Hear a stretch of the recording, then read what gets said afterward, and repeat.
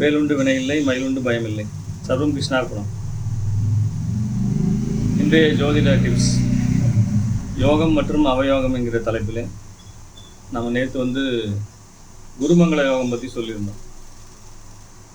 அது எந்த பாவங்களுக்கு சிறப்பு தருங்கிறத பார்த்தோம். அது ஒரு யோகங்கிற வகையில் வேலை செஞ்சது அப்படிங்கிறத பார்த்தோம். இன்றைக்கி ஒரு அவயோகம் அப்படிங்கிற தலைப்பில் புதமங்கள யோகத்தை பற்றி பார்க்கலாம். அது என்ன புதமங்கள யோகம்? மங்களன்னா செவ்வாய், புதனோடு செவ்வாய் சேர்ந்திருப்பது.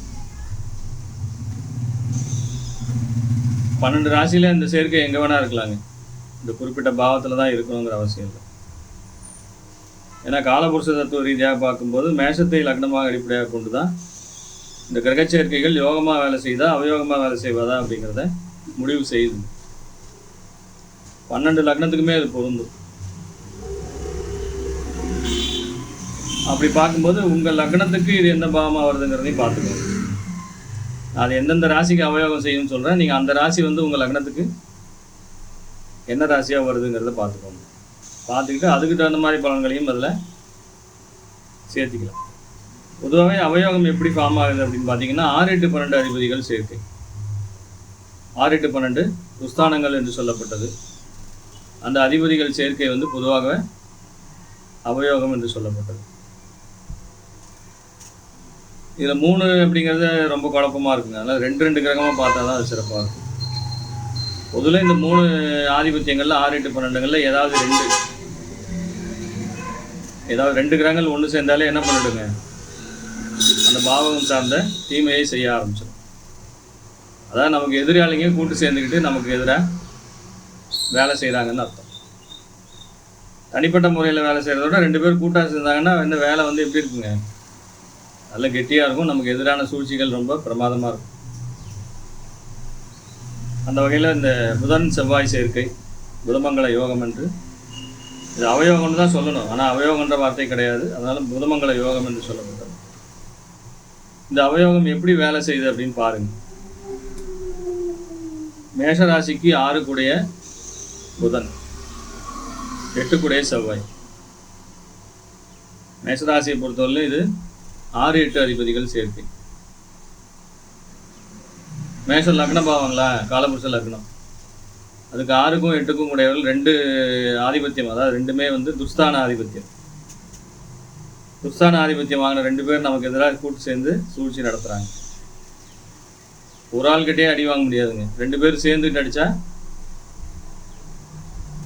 இதில் குறுக்க செவ்வாய் திசை செவ்வாய் புத்தி, புதன் திசை புதன் புத்தி, இதெல்லாம் நடக்கக்கூடியவர்கள். கோச்சாரம் கெட்டு போனவங்க, கோச்சாரத்தில் செவ்வாய் இருக்கிற வீட்டில் சனி போகிறது, சனி மேலே செவ்வாய் போகிறது, செவ்வாய் மேலே ராகு போகிறது, சனி மேலே ராகு போகிறது. ஸோ இந்த மாதிரி கோச்சாரங்கள் இருக்கும்போது திசாபுத்திகள்லாம் கெட்டு போனால் மிக கடுமையான தோஷத்தை இந்த பாவகிரகங்களுடைய கூட்டணி செய்யும். 6, 8 ஆதிபத்தியம் காலபுருஷ ரீதியாக உண்டாகக்கூடிய ஆதிபத்தியம். 2மே துஸ்தான ஆதிபத்தியம். 6ஆம் பாவத்தினுடைய இதெல்லாம் என்னங்க, சத்ரு ருண ரோகம், அந்த காரகங்கள் எல்லாமே. உத்தியோகம், வேலைக்கு போகிறது, சம்பளத்துக்கு போகிறது, மாத சம்பளம். நீங்கள் அரசாங்க வேலையில் இருந்தாலும் சரி, தனியார் வேலையில் இருந்தாலும் சரி, இந்த செவ்வாய் புதன் நினைவு இருக்கிறவங்க ஜாக்கிரதையாக இருங்க. உங்கள் பாஸ்கிட்ட அதிகமாக பேச்சுவார்த்தை வச்சுக்காதீங்க. நீங்கள் சாதாரணமாக பேசினாவே அவர் உங்கள் பேச்சு தப்பு கண்டுபிடிப்பார். அந்த மாதிரி எண்ணங்கள் கிரகங்கள் ஏற்படுத்துங்க, நாம் போய் ஏற்படுத்தணும்னு அவசியமே இல்லை. நாம் சாதாரணமாக தான் ஏதாவது சொல்லியிருக்கோம், அது அவருக்கு தப்பாகப்படும். கூட வேலை செய்கிறவங்கள்ட்ட ஜாக்கிரதையாக இருக்கணும். யார்கிட்டையும் நிர்வாகத்திற்கு எதிரான கருத்துக்களை சொல்லக்கூடாது. சொல்லிட்டீங்கன்னா மாட்டிக்குவீங்க. வேணும்னே அவங்க என்ன பண்ணிடுவாங்க, அவங்க நல்ல பேர் வாங்கிறதுக்காக உங்களை கொண்டு போய் மாட்ட விட்டுருவாங்க. செவ்வாய் புதன் நினைவு மோசமாக வேலை செய்யும். அளவுக்கு மீறி கடன் வாங்காதீங்க. ஏன்னா 6ஆம் பாவம் அப்படிங்கிறதே கடன், 8ஆம் பாவங்கிறது அதிகமான கடன். அதாவது கடனால் ஏற்படக்கூடிய, அதாவது தாழ முடியாத, நம்மளால் திருப்பி செலுத்த முடியாத அளவு கடன் 8ஆம் பாவம். 6ஆம் பாவங்கிறது நம்மளால் முடியும், ஓரளவுக்கு செஞ்சுக்கலாம், அப்படிங்கிற ரொட்டேஷன் பண்ணிக்கலாம் அப்படிங்கிற தைரியத்தோடு செய்யக்கூடிய கடன். 8ஆம் பாவம் என்பது நம்மளை படுகொழியில் தள்ளக்கூடிய கடன். அதனால் எந்த ஒரு விஷயமே நம்ம அளவுக்கு அதிகமாக போகும்போது என்ன ஆகுங்க, நம்மளை கொண்டு போய் நட்டாத்தில் இறக்கி விட்டுரும். ஆனால் ஜாக்கிரதையாக இருக்கணும். செவ்வாய் புதன் நினைவு உள்ளவர்கள், செவ்வாய் புதன் சாரம் பெற்றவர்கள். நண்பர் ஒருத்தருக்கு செவ்வாய் கேட்ட சாரம். அவர் தனக்கு கடன் வாங்காமல் ஊருக்கெல்லாம் கடன் வாங்கி கொடுத்துருக்காரு. இப்போ இவர் வட்டி கட்டிகிட்டு இருக்காரு. இவர் ஜாமீன் போட்டதால் இவர் என்ன பண்ணிக்கிறாருங்க, இவர் பதில் சொல்லிட்டு இருக்காரு, சம்பளத்தை வாங்கி வட்டியை கட்டிகிட்டு இருக்காரு. இன்னொரு நபர் வந்து கிட்டத்தட்ட ஐபி கொடுக்குற நிலைமைக்கு போயிட்டார். 1 கோடி ரூபாய்க்கு மேலே கடன். இன்னொருத்தர் புதன் தசை நடந்துட்டு இருந்து, நான் அப்பயே சொன்னேன், சார் இப்போ பத்திரம்லாம் அடமானம் கொடுக்காதீங்க சார், மாட்டிக்குங்கன்னு. இல்லை என் பையன் பண்ணுறான், மருமகன் பண்ணுறான்ட்டு என்ன பண்ணிட்டாருங்க, வீட்டு பத்திரத்தை கொண்டு போய் மருமகன்ட்டு கொடுத்து கொலாட்டரில் வங்கி கடன் வாங்கி விட்டார். 1 கோடி ரூபாய்க்கு மேலே கடன் திருப்பி செலுத்த முடியாமல் வீடு ஜப்தியாகி விட்டார். இன்னொரு நபர் இருக்காருங்க, விபத்து ஏற்பட்டு விட்டார். நல்லா வேலை செஞ்சுட்டு இருந்தவருங்க, 26-27 வயசு இருக்கும். திருமணத்துக்கு பார்த்துட்டு இருந்தாங்க, நல்ல வேலை திருமணம் ஆகலை. உயரத்துலேருந்து விழுந்துட்டார். முதுகில் அடிபட்டு முதுகு தண்டு பாதிக்கப்பட்டுருச்சு. கிட்டத்தட்ட எனக்கு தெரிஞ்சு ஒரு 1 கோடி ரூபாய்ட்டு செலவு பண்ணியிருப்பாங்க. இன்னமும் ஒரு நார்மல் ஆகலைங்க. அவர் வந்து ஓரளவுக்கு நடமாடக்கூடிய லெவலுக்கு கொண்டு வந்துட்டாங்க, அவ்வளோதான். ஆனால் அவரால் வேலைக்கெல்லாம் போக முடியாது, சம்பாதிக்க முடியாது. வீடு சொத்து வண்டி வாகனம்லாம் விற்றுட்டு என்ன ஆகிட்டாங்க, நடுத்தருக்கு வந்துட்டாங்க. பதில் சொல்ல முடியாமல் ஊரை விட்டு போயிட்டாங்க. நான் வந்து பயமுறுத்துகிறேன், இந்த விஷயம் நினைக்காதீங்க. அதாவது யோகங்கள் எப்படி வந்து வேலை செய்யுமோ அதே போல் அவயோகங்களும் கிரகங்களுக்கு பொறுத்த வரைக்கும் நம்ம நல்லது கெட்டது, நமக்கு வேண்டியவன் வேண்டாதவன், அந்த பாகுபாடுலாம் கிடையாது. அவர்கள் எல்லோருமே, அதனால நவகிரகங்கள் தெய்வத்தால் மட்டுமே கட்டுப்படுத்தக்கூடியவர்கள், மனிதர்களுக்கு அவங்க கட்டுப்பட மாட்டாங்க.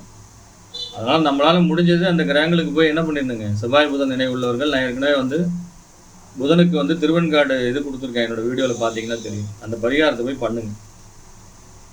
வேறு வந்து வழியே கிடையாதுங்க, தப்பிக்கவே முடியாது. செவ்வாய் புதன் சாரம் பெற்றவர்கள், செவ்வாய் புதன் நெருங்கிய சேர்க்கை உள்ளவர்கள், ஒரே ராசியில் ஒரே நட்சத்திரத்தில் 5 டிகிரிக்குள்ளெல்லாம் சேர்க்கை இருக்கிறவங்க, தயவுசெய்து எந்த காரணம் கொண்டும் சொந்த தொழில் பண்ணுறேன் கடன் வாங்குறேன்னு போகாதீங்க, ஜாமீன் போடாதீங்க. ஒரு வடிவேல் சொல்கிற மாதிரி ஆகிடும். அந்த மீன் இருக்குது, இந்த மீன் இருக்குது, ஜாமீன் மட்டும் கிடைக்கலன்னு சொல்லி அந்த படத்தில் காமெடி வரும் பார்த்தீங்களா, அந்த மாதிரி நம்ம கதை ஆயிடும். ஜாமீன் போட்டிங்கன்னா என்ன ஆயிருங்க, போலீஸு கேஸு, தேவையில்லாத பிரச்சனை, அப்படி எல்லாமே நம்மளை சிக்க விட்டுருங்க. 8ஆம் பாவத்துக்கு 6-8 அதிபதிகள் சேர்க்கையும், அதாவது விருச்சிக ராசிக்கு, நான் முதல்ல மேஷ ராசிக்கு சொன்னேன், அப்படியே விருச்சிகத்துக்கு வாங்க. விருச்சிகத்துக்கு 6 கூடை செவ்வாய், 8 கூடை புதன். மேஷத்துக்கு மட்டும் இது 6-8 இல்லை, விருச்சிகத்துக்கும் 6-8. விருச்சிகன்னா என்னங்க, ஆழம் தெரியாத குழி, உதயக்குழின்னு சொல்கிறோம். அதனால் விருச்சிகத்தில் கிரகங்கள்லேருந்து திசாபுத்தி நடத்தவங்களை கேட்டு பாருங்கள், எவ்வளோ கஷ்டப்படுறாங்கங்கிறது தெரியும். அதனால் விருச்சிக ராசி ஏற்கனவே வந்து அட்டமஸ்தானம், 8ஆம் பாவம். அந்த 8ஆம் பாவத்துக்கு 6-8. அதாவது ஒரு பாஸ் இருப்பார், அவர் பாஸுக்கு அடியாள் கூட்டம்லாம் இருக்கும். அந்த அடியாட்களை வச்சு பாஸ் என்ன பண்ணிகிட்டு இருப்பாருங்க, கமாண்ட் பண்ணிகிட்டு இருப்பார். அதனால் அந்த ரேஞ்சுக்கு அது வேலை செய்யும், சாதாரண ரேஞ்சுக்கெலாம் அது வேலை செய்யாதுங்க. அதனால் அந்த 8ஆம் பாவத்துக்கு ஏற்படக்கூடிய அவயோகம் அப்படிங்கிறது அந்த புதன் செவ்வாய் சேர்க்கை மிக கடுமையான பாதிப்புகளை, திடீர் மாற்றங்களை ஏற்படுத்துங்க. நல்லாவே இருந்தவன காலி பண்ணி விட்டு தான் போகும். அவங்க வந்து துணிஞ்சு வேலை செய்வாங்க. இவங்களாம் ஸ்பெக்குலேஷன், அதாவது இந்த 8ஆம் பாவம் என்பது திடீர் மாற்றங்கள், உடல் உழைப்பு இல்லாத வருமானங்களுக்கெல்லாம் இவங்க வந்து என்ன பண்ணிடுவாங்க, கொஞ்சம் ஆசைப்பட்டுருவாங்க. இது ஷேர் மார்க்கெட்டில் போகிறது, ஆன்லைன் லாட்ரியில் போகிறது, ஆன்லைன் சூதாட்டம், கேமிங்லாம் பண்ணுறாங்க இல்லைங்களா. எனக்கு தெரிஞ்சு என்னோட கஸ்டமர் ஒருத்தர், அவர் பேர் சொல்ல விரும்பலை, நல்ல வங்கி அதிகாரியாக இருக்காருங்க. அவருக்கு இந்த சேர்க்கை இருக்குங்க. அவர் கிட்டத்தட்ட ஒரு 15-20 லட்ச ரூபா தொலைச்சிட்டார், சமாளிச்சுக்கிட்டாருங்க அவருடைய பொருளாதார வசதிக்கு. ஆனால் வந்து இது 15-20 லட்சங்கிறது ஒரு பெண்கள், அவர் குழந்தைக்கு ஒரு கல்யாணத்தை பண்ணி பார்த்துருக்கலாம். அவர் வந்து ரொம்ப ஃபீல் பண்ணிட்டு போனார். 2 வருஷம் ரிட்டையர்மெண்ட் ஆகிடுவேன், தேவையில்லாத நானே போய் என்னை கண்ணை கட்டிட்டு விட்ட மாதிரி ஆகிப்போச்சுங்க, எதனால் நான் இதில் போய் விழுந்தேன் அப்படிங்கிறது எனக்கே தெரியலைங்க அப்படிங்கிறார். அந்த 8ஆம் பாவத்துக்கு ஏற்படக்கூடிய அவயோகம் அப்படி தான் வேலை செய்யும். நம்ம கண்ணை கட்டி விட்டுவிட்டு என்ன பண்ணிடுங்க, கூட்டிகிட்டு போய் தள்ளி விட்டுரும். அதான் விதி வலியதுன்னு சொல்லுவாங்க. தயவுசெய்து செவ்வாய் புதன் சேர்க்கை உள்ளவர்கள் ஜாக்கிரதையாக இருங்க. சொந்த தொழில் பண்ணுறேன்னு கடன் வாங்காதீங்க. ஜாமீன் கையெழுத்து யாருக்குமே போடாதீங்க. நீங்களே கடன் வாங்கக்கூடாது. அப்படிங்கும்போது மற்றவங்களுக்கு கடன் வாங்கி கொடுக்கறது மிகப்பெரிய, நீங்கள் எவ்வளோ பெரிய வேலையில் இருந்தாலும் சரி, உங்களுடைய அந்தஸ்து, உங்கள் புகழ், உங்கள் கௌரவத்தை என்ன பண்ணிவிடுங்க, குழி தோண்டி புதைத்து விடும். போய் ஊரை விட்டு ஓடக்கூடிய சூழ்நிலையெல்லாம் இருக்கிறவங்க நிறைய நான் பார்த்துட்டேங்க. ஐபி கொடுத்து போகிறவங்களாம் நிறைய பேருக்கு இந்த கிரக சேர்க்கை இருக்கிறது. அதனால் செவ்வாய் புதன் சர்வ ஜாக்கிரதையாக இருக்க வேண்டும். 6-8 ஆதிபத்தியம் காலபுருஷ லக்னத்துக்கு மட்டுமில்லை, 8ஆம் பாவத்துக்கும் 6-8 ஆதிபத்தியம். அதனால் லக்னபாவமும் காலியாகிடும், 8ஆம் பாவமும் காலியாகிடும். அதாவது திடீர் விபத்துக்கள், கண்டங்களை சந்திப்பவர்கள், மருத்துவத்துக்கு ஏகப்பட்ட செலவுகளை செய்பவர்கள்லாம் இவர்கள் நான் முதல்ல சொன்ன மாதிரி கீழே விழுந்து அடிபட்டார் பாருங்க. மருத்துவ செலவுனால் அவர் எந்த தவறும் பண்ணல, பிஸ்னஸே பண்ணல. ஆனால் ஒரு விபத்தை உண்டாக்கி அவரை கடங்காரனாக்கி ஊரை விட்டு ஓட செய்து விட்டார். அதனால் இவர்கள் எல்லாம் என்ன பண்ணணும், ஜாக்கிரதையாக இருக்க வேண்டும் வாழ்க்கையில என்று சொல்லி, அவயவத்துக்கு இவ்வளோ பேசணுமான்னு நினைக்காதீங்க. கண்டிப்பாக அது வேலை செய்யுது. அதனால தான் அந்தளவுக்கு நம்ம அதை மக்கள் உஷாராக இருக்கணுங்கிறதுக்காக தான் இந்த வீடியோ பார்க்குறவங்க தயவுசெய்து உங்கள் கஸ்டமர்ஸு, நீங்கள் யார் இருந்தாலும் சரி, கொஞ்சம் அவங்கள ப்ரிகாஷனாக இருக்க சொல்லுங்கள். அதுதான் நல்லது. மறுபடியும் அடுத்த ஒரு யோகம் சார்ந்த வீடியோவிலே சந்திக்கலாம். சர்வே ஜனா சுகினோ பவந்து. சர்வம் கிருஷ்ணார்ப்பணம். நன்றி.